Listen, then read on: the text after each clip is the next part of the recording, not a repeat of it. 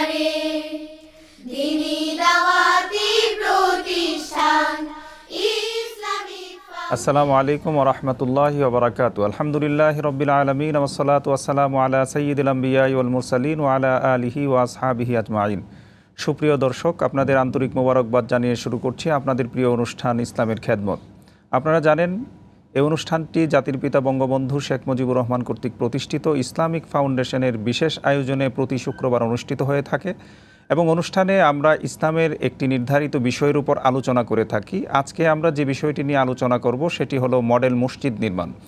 এবং এ বিষয়ে আলোচনা করার জন্য আমাদের স্টুডিওতে দুজন সম্মানিত অতিথি উপস্থিত হয়েছেন। আসুন প্রথমেই আমরা সম্মানিত অতিথিদ্বয়ের সঙ্গে পরিচিত হয়ে নিই। আমার ডাইনি আছেন ইসলামিক ফাউন্ডেশনের মহাপরিচালক জনাব শামীম মোহাম্মদ আফজাল। আসসালামু আলাইকুম ওয়া রাহমাতুল্লাহি ওয়া বারাকাতুহু। স্টুডিওতে আরও উপস্থিত আছেন ইসলামিক ফাউন্ডেশনের পরিচালক এবং 560টি মডেল মসজিদ ও ইসলামিক সাংস্কৃতিক কেন্দ্র নির্মাণ প্রকল্পের উপপ্রকল্প পরিচালক জনাব লুৎফুর রহমান সরকার। আসসালামু আলাইকুম ওয়া রাহমাতুল্লাহ। অতিথিদ্বয়কে আমি আন্তরিক মোবারকবাদ জানাচ্ছি আজকের এই আলোচনায়। আমি প্রথমেই এই বিষয়ে আলোচনা করার জন্য ইসলামিক ফাউন্ডেশনের পরিচালক এবং 560টি মডেল মসজিদ ও সাংস্কৃতিক কেন্দ্র নির্মাণ প্রকল্পের উপপ্রকল্প পরিচালক জনাব লুৎফুর রহমান সরকার, আপনার কাছে যাচ্ছি যে এই যে মডেল মসজিদের সার্বিক বিষয়, স্ট্রাকচারালি কি হবে, কোথায় অবস্থিত, এই বিষয়ে যদি আপনি দর্শকদেরকে একটু আলোকপাত করতেন। 560টি মডেল, প্রতিটি জেলা ও উপজেলা একটি করে 560টি মডেল মসজিদ ও ইসলামিক সাংস্কৃতিক কেন্দ্র স্থাপন প্রকল্পটি মাননীয় প্রধানমন্ত্রী শেখ হাসিনার উদ্যোগে ইতিমধ্যে একনাকে পাশ হয়েছে। আমরা এই প্রকল্পের কাজ নিয়ে এগিয়ে যাচ্ছি, অনেক দূর এগিয়েছি। আপনারা জেনে খুশি হবেন যে এটা প্রতিটি জেলাতে তো একটা করে 4তলা বিল্ডিং হবে এবং সেটা সম্পূর্ণ এসি হবে। আর পাশেই মসজিদের সাথে লাগোয়া থাকবে সাংস্কৃতিক কেন্দ্র, সেটাও 4তলাই হবে। আর প্রতিটি উপজেলাতে হবে 3তলা করে ভবন।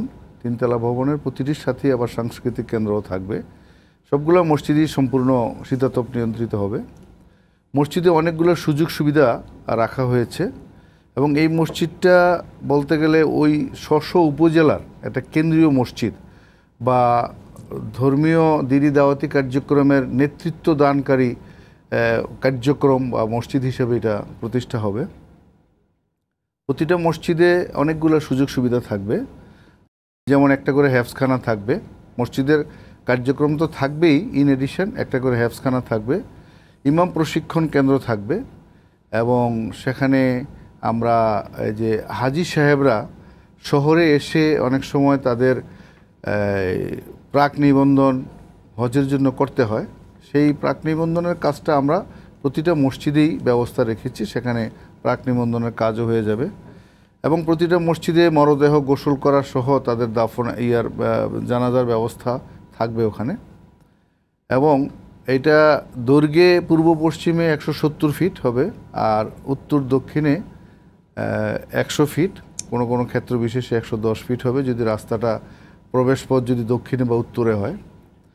তো এটা আপনার এখানে আমাদের মসজিদের মধ্যে একটা লাইব্রেরিও থাকবে, ইসলামিক লাইব্রেরি থাকবে এবং সেখানে বাচ্চাদের শিক্ষাদানের জন্য কোরআন শিক্ষা কেন্দ্র বা প্রাথমিক শিক্ষা কেন্দ্র থাকবে।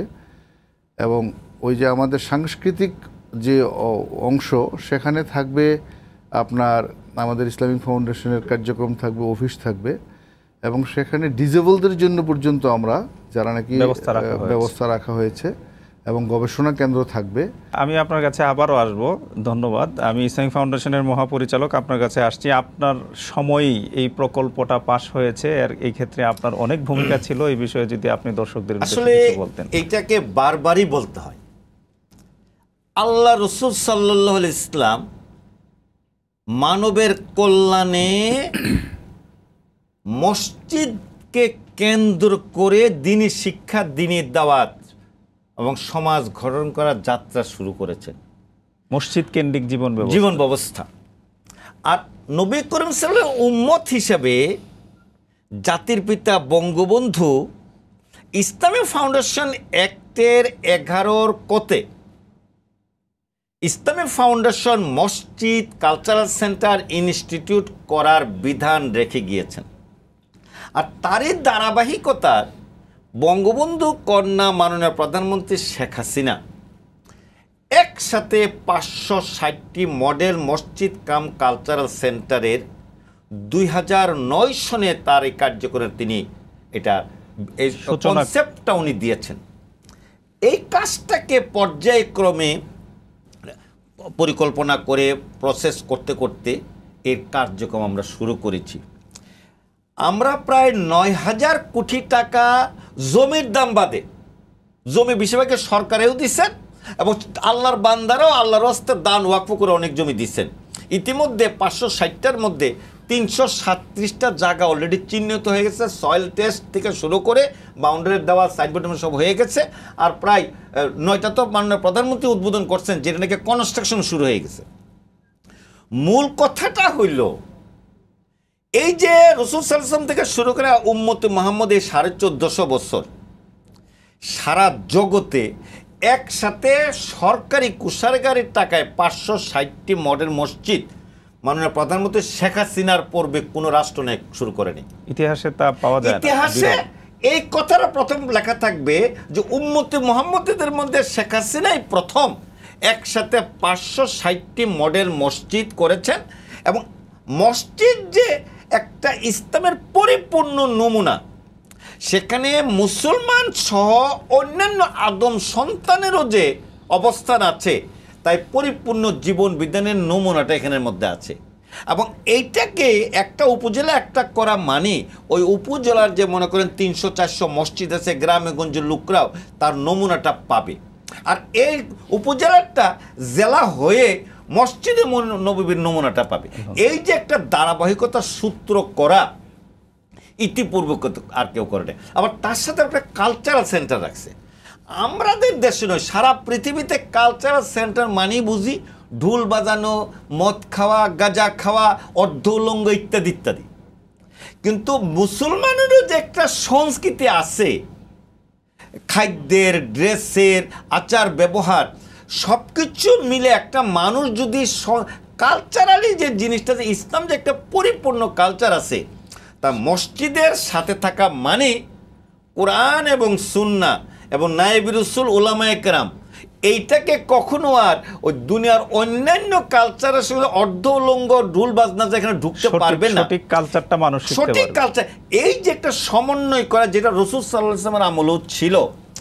আর এই আধুনিক যুগের বিকৃতির যুগে এইটাকে যে একটা চ্যালেঞ্জ করে, পৃথিবীর সকল বিকৃত সংস্কৃতি চ্যালেঞ্জ করে যে এই কাজটা অবস্থান করা, এটাই হলো মাননীয় প্রধানমন্ত্রী শেখ হাসিনার বর্তমান যুগের উম্মতে মুহাম্মদ হিসেবে তার অবস্থা। আপনার কাছে আবারও আসছি নিয়ে এই হাফেজদেরকে যদি কোরআন হাদিস ফিকার কিতাব আরবিতে বোঝার ব্যবস্থা করে দেওয়া যায়, এই হাফেজগণ হবে পৃথিবীর শ্রেষ্ঠ আলেম, শ্রেষ্ঠ আদম সন্তান। আবার এই নমুনাটা শুধু আল আজহার ইউনিভার্সিটিতে 2টা সাবজেক্টের আংশিক আছে, ওইটাকে ডেভেলপ করে আমাদের দেশের হাফেজদেরকে আমরা যে এই ডেভেলপমেন্ট এইটাকে নিয়ে যেতে চাচ্ছি, তাহলে এইটা হবে বর্তমান যুগে সারা পৃথিবীর হেফজখানা এবং দ্বীনি শিক্ষার নতুন একটা নমুনা, যেটা মাননীয় প্রধানমন্ত্রী শেখ হাসিনা শুরু করেছে। তার কারণ আমাদের দেশে এখনও যে গত 50 বছর বা 100 বছর যাব হাফেজ যারা নামাজ পড়াচ্ছে, তাদের কেউ আলিয়াতে যাচ্ছে, কেউ কওমিতে যাচ্ছে, অনেকে ঝরে পড়তেছে, আবার অনেকে কিন্তু ভুলা যাচ্ছে।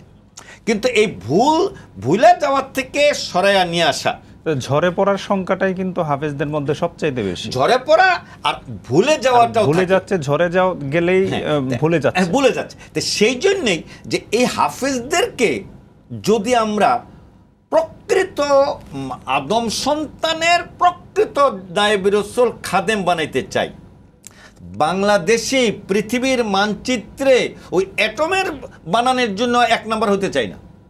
কিন্তু বর্তমান বিশ্বের দিনের নামে যে বিকৃতি, দিনের নামে যে শয়তানি, দাওয়াত উসুলের পরিবর্তে যে রাজনৈতিক উসুলের মদুদি জামাতের শয়তানি, এগুলো সব ইহুদি নাসারার বস্তু দর্শন থেকে আসছে। এইটাকে রোধ করে অ্যাটমের সাথে প্রতিদ্বন্দ্বিতা করতে আমরা যাব না।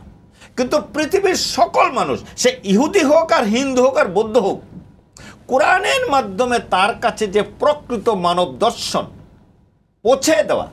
যেমন আল্লাহ রসুল সাল্লাল্লাহু আলাইহি ওয়াসাল্লাম নমুনা আছে, ওনার কাছে কিছু ইহুদি পাদ্রীরা গেছিল বহাস করতে। মাগরিবের নামাজ ছিল, রসুল সাল্লাল্লাহু বলতে আমি তখন নামাজ পড়বো, তখন বলছে ইয়া রাসূলুল্লাহ আমরা তো আপনার বাড়ির মেহমান, আমাদেরও তো আবাদতের, আমাদের ধর্মে আবাদত করতে হবে, আমাদের জাকাত তো আপনার দিতে হবে। অবশ্যই দেব। রাসূল সাল্লাল্লাহু আলাইহি ওয়াসাল্লাম মসজিদের অর্ধেক তাদেরকে দিয়ে দিছে। এই ইহুদিদেরকে যে মসজিদ দিয়ে দিল অর্ধেক, তাতে আমার মসজিদ কিন্তু নাপাক হলো না। এই যে সম্প্রীতি, এই যে মডেল মসজিদের, এই রাসূল সাল্লাল্লাহু আলাইহি ওয়াসাল্লাম কোরআন হাদিসের সকল আদম সন্তানের যে সেখানে হক আছে, আর এই আদম সন্তানের হকের কথা খাজা মঈনুদ্দিন চিশতি বলতে আইছে। ভারতবর্ষের মানুষ হিন্দু হোক বৌদ্ধ হোক, ওনাকে সুলতানুল হিন্দ বলেন, কিন্তু উনি তো কোনোদিন রাজপ্রাসাদে বসে নাই। কিন্তু ওনার দরবারে কিন্তু কোরআন হাদিসের আলোকে ইসলামের দর্শন ছিল, আর সকল আদম সন্তান তার কাছে যাইতো, হিন্দুরাও তার মাজারে যাচ্ছে বরকতের জন্য। তো সেই জন্যই একজন নায়েব রাসূলকে প্রকৃত সেরকম আদম সন্তান খাজা মঈনুদ্দিন চিশতি রহমতুল্লাহ, বড়পুর আব্দুল কাদের জিলানী রহমতুল্লাহের মতো যদি আমরা বানাইতে পারি, তাহলেই বিশ্বে শান্তি আসবে।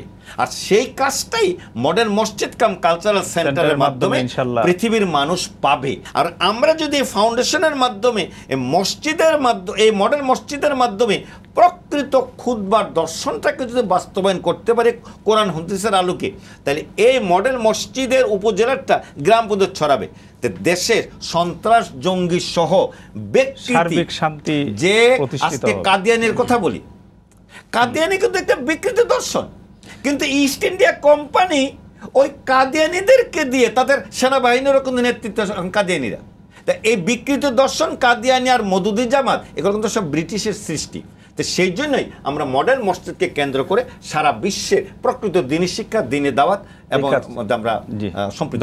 ধন্যবাদ। আমি জনাব লুৎফর রহমান সরকার আপনার কাছে আসছি। আপনি আলোচনা করছিলেন যে মসজিদের কি সুযোগ সুবিধা রয়েছে এবং বর্তমানে এর কার্যক্রম কতদূর এবং কত সালের মধ্যে আমরা শেষ করব, কতদিন পরে আমরা এখানে নামাজ পড়তে পারবো, এই বিষয়গুলো নিয়ে কিন্তু বাংলাদেশের আপামর জনগণের মধ্যে একটা উৎসাহ আছে। এই বিষয়ে যদি আপনি আমাদের এই 560টা মডেল মসজিদের মধ্যে আমাদের যে লক্ষ্যমাত্রা, সেটা 2020 সালের 31শে ডিসেম্বরের মধ্যে আমরা 560টা মডেল মসজিদ নির্মাণের লক্ষ্যমাত্রা স্থির করেছি। ইতিমধ্যে আপনি জেনে খুশি হবেন এবং জনগণ জানলে খুশি হবে যে আমাদের প্রায় 119টা জায়গা ইতিমধ্যে টেন্ডার আহ্বান হয়ে গেছে। আর স্যার যে কথাটা বললো যে 10টার তো নির্মাণ কাজ এগিয়ে চলছে, নির্মাণ কাজ হচ্ছে। তো এই মাসের মধ্যে বা মার্চের প্রথম সপ্তাহের মধ্যেই আমাদের এই প্রায় 100-র উপরে মসজিদ অলরেডি ওয়ার্ক অর্ডার হয়ে যাবে। আর ধরেন 179টা জায়গার এপিপি হয়ে গেছে। এপিপি হয়ে গেলে পরবর্তী স্টেজে টেন্ডার হয়ে যায় এবং জুন 2019-এর মধ্যে আমরা সব মসজিদগুলোকে আমরা টেন্ডারে নিয়ে যাওয়ার চিন্তা ভাবনা করতেছি, যাতে করে 2020-এ করে আমরা সেখানে মসজিদ নির্মাণ করতেছি এবং এটার ইতিমধ্যে মানে উদ্বোধনও হয়ে গেছে এবং এলজিআরডি মিনিস্ট্রি এবং ধর্ম মন্ত্রণালয়ের মধ্যে ইতিমধ্যে চুক্তি স্বাক্ষরও হয়ে গেছে। আর একটা জেনে খুশি হবেন যে এই যে বাংলাদেশ যে একটা মুসলমানদের দেশ এবং সেখানে শতকরা 90% মুসলমান মানুষ যে ইসলামকে ভালোবাসে, ইসলামকে চায় এবং এই মডেল মসজিদ যে মানুষের কাছে অত্যন্ত সুপ্রিয় এবং জনপ্রিয় হয়ে গেছে, তার প্রমাণ হলো যে প্রায় 117টা জায়গাতে আমরা পাচ্ছি বিনামূল্যে জমি পাচ্ছি। আমি একটা জনগণ দান করেছে এবং সেখানে আমি একটা রাফ হিসাব করে দেখেছি প্রায় 800 কোটি টাকার সম্পত্তি তারা এই মডেল মসজিদের জন্য জনগণ দান করে দিচ্ছে, আলহামদুলিল্লাহ। এবং সেখানে আমরা সরকার থেকে যা পাচ্ছি যে মানে খাসের জায়গা যে পাচ্ছি, 37টা জায়গা প্রায় খাস জমি আমরা পাচ্ছি, সেটা প্রায় 1300-1400 কোটি টাকা অন অ্যান অ্যাভারেজ, আর কি কম বেশি হতে পারে।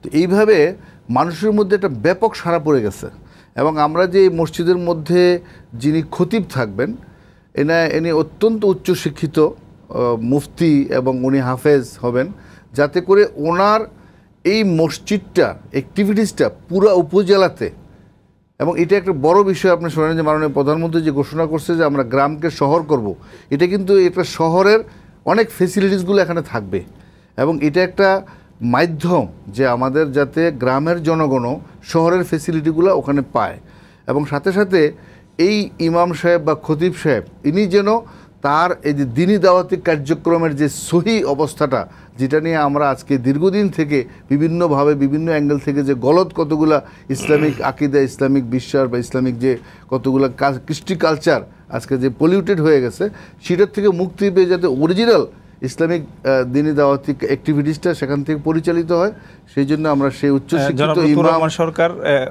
অল্প সময় খুবই কম, যে আমরা প্রথম মসজিদ উদ্বোধন করতে পারবো সম্ভাব্য তারিখ কি কেমন মনে করছেন? আমরা আগামী জুনের মধ্যে আশা করতেছি কমপক্ষে 100টা মসজিদের একতলা ছাদ কমপ্লিট করে ফেলবো, আর 3 তলা কমপ্লিট করে আশা করি ধরেন, আমি একটু সময় নিয়েই বলতেছি, আরো কম লাগবে সময়, এই চলতি বছরের ডিসেম্বরের মধ্যে ইনশাল্লাহ আমরা আশা করতেছি মডেল মসজিদে নামাজ পড়তে পারবেন। ধন্যবাদ আপনাকে অসংখ্য ধন্যবাদ এবং আপনাদের জন্য শুভকামনা রইল। আমি ইসলামিক ফাউন্ডেশনের মহাপরিচালক আপনার কাছে আসছি। এই যে 560টি মডেল মসজিদ নির্মাণ হচ্ছে, এটা যেমন হচ্ছিল যে ইসলামিক কালচারাল সেন্টার হবে, এটা হচ্ছিল যে প্রকৃত দ্বীনি বিষয়গুলো, সবগুলো বিষয় এখানে সন্নিবেশিত করা হয়েছে। পাশাপাশি মসজিদটাকে চালু করার জন্য কিন্তু ব্যাপক আলেমের কর্মসংস্থানের ব্যবস্থাও এখানে করা হবে। এই বিষয়ে যদি আপনি আলহামদুলিল্লাহ, প্রথম কর্ম হইল মাননীয় প্রধানমন্ত্রী শেখ হাসিনার মডেল মসজিদ কনসেপ্ট। আজকে মডেল মসজিদ কনসেপ্টের আজকে আলোচনা করছি। এটা যখন পত্রপত্রিকে আসছে, মজার ব্যাপার হলো যে তুরস্কের মহামান্য রাষ্ট্রপতি এরদোগান সাহেব, তিনিও আমার এই দেশের প্রধানমন্ত্রীর এই কনসেপ্ট ভিত্তি করে ওনার দেশের প্রতি অফিসে মসজিদ করার জন্য উদ্যোগ নেয়। আমাদের কাছে মনে হয় যে এই বিষয়টা অন্যান্য রাষ্ট্রনায়করাও জানলে তারাও গ্রহণ করবে। রাষ্ট্রনায়কের এই কার্যক্রমকে এরদোগান সাহেব গ্রহণ করেছেন, এটাও যে অন্যান্য রাষ্ট্রনায়ক যে এগুলো যে লুফি নিচ্ছেন, তার কারণ কি? এটা ভালো কাজ। কারণ একটা সমাজের পুলিশ তো পাহারা দিয়ে চোর ডাকায়, আর একটা খুন হলো খুনিকে ধরে, কিন্তু চোর ডাকায় তার খুনি যেন না হয়, খুন যেন না হয়, কলা পাহারাটা দিব তার প্রকৃত আলেম। জি, আর প্রকৃত আলেম যদি একটা সমাজের জিম্মাদারি থাকে, এই মডেল মসজিদের জিম্মাদারি যে নায়েবে রাসূল ইমাম, ওনার মধ্যে যদি প্রকৃত দিন থাকে তাহলেই ওই সমাজটা ঠিক থাকবে। কিন্তু ওনার মধ্যে যদি বিকৃত ইসলাম থাকে, কারণ হলো পরকাল যে চিরস্থায়ী জিন্দিগি, এই বাগানের মতো একটা জগৎ, এটা মানুষের অন্তরে ভিত্তি রচনা করতে গেলে এটা যিনি শিখাবে তাকে প্রকৃত এলেমওয়ালা আমলওয়ালা আলেম হইতে হবে। কিন্তু আমাদের দেশের যারা ব্রিটিশ পাদ্রীর কাছ থেকে কোরআন শিখছি, এটা হবো কি করে? রাসূল সাল্লাল্লাহু আলাইহি ওয়াসাল্লাম মদিনার সনদ দিয়ে বলছে সকল মানুষ সম্প্রীতি ভ্রাতৃত্বের মাধ্যমে থাকো। তার মানে মসজিদের জিম্মাদারি পাদ্রীকে দেয় নাই, আবার গির্জার জিম্মাদারি নায়েবে রাসূলকে দেয়নি। তা কিন্তু আমরা যে ভারতবর্ষের মাদ্রাসায় পড়ছি, আলিয়া নাসেবের ক্রোনোলজিক্যালি ৭৭ বছর প্রিন্সিপাল ছিল খ্রিস্টান পাদ্রী। তো হে খ্রিস্টান পাদ্রী বেটাকে নায়েবে রাসূল নাকি? তারা তো আসলে রাজত্ব করতে, আর রাজত্ব করতে এসে তাদের মুসলমান যেহেতু আমরা, আমাদেরকে বিকৃত করার জন্য দাওয়াতে উসুলের পরিবর্তে মওদুদি জামাত সন্ত্রাস তৈরি করতে হয়েছে। তো ওই সমস্ত জিনিস থেকে বাঁচার জন্য, এই সমাজ ব্যবস্থাকে সুন্দর রাখার জন্য মডেল মসজিদ কাম কালচারাল সেন্টার ওহির জ্ঞানের বিধান জানানোর এই যে একটা সুযোগ আমাদেরকে করে দিয়েছেন মাননীয় প্রধানমন্ত্রী শেখ হাসিনা। তাই এই কাজটার জন্য প্রাতিষ্ঠানিকভাবে এই আধুনিক যুগে সায়েন্স অ্যান্ড টেকনোলজিকে সাথে রেখে প্রকৃত দিনী শিক্ষা, দিনী দাওয়াতের ব্যবস্থাটা যে হলো এই মডেল মসজিদের কাজ। ধন্যবাদ স্যার। এতক্ষণ পর্যন্ত আমরা এই মডেল মসজিদ নিয়ে আলোচনা করছিলাম। দর্শকরা আপনাদের কাছ থেকে চমৎকার তথ্য পেয়েছেন। আপনাদের দুইজনকেই আন্তরিক ধন্যবাদ জ্ঞাপন করছি আমাদের স্টুডিওতে আসার জন্য। সুপ্রিয় দর্শক, আমরা অনুষ্ঠানের একেবারেই শেষ পর্যায়ে এসে পৌঁছেছি। ইনশাআল্লাহ আগামী শুক্রবার একই সময়ে আপনাদের সাথে নতুন একটি বিষয় নিয়ে আমরা আবারও আসবো, আলোচনা করব। এতক্ষণ পর্যন্ত আমাদের সাথে থাকার জন্য আপনাদেরকে ধন্যবাদ জানাচ্ছি, কৃতজ্ঞতা জানাচ্ছি এবং কৃতজ্ঞতা জানিয়ে আজকের অনুষ্ঠান এখানেই শেষ করছি। আসসালামু আলাইকুম ওয়া রাহমাতুল্লাহি ওয়া বারাকাতুহু।